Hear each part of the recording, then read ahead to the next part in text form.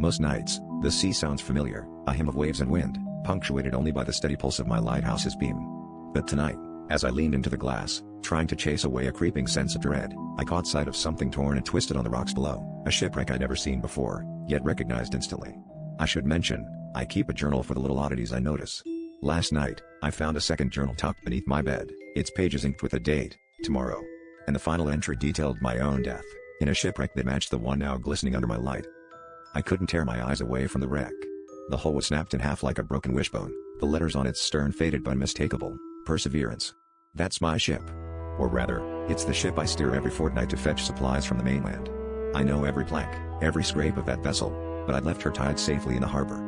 The diary's words echoed in my mind, describing how, at midnight, a storm would drag me and the Perseverance onto the rocks.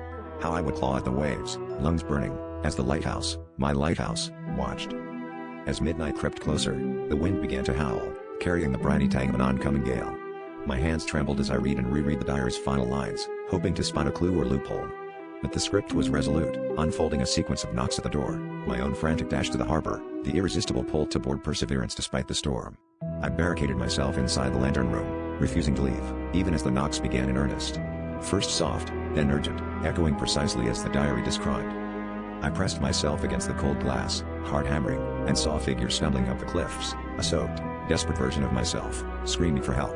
The waves below churned with debris from the wreck, but the figure kept coming, face pale and furious, slamming the door as if to break it down.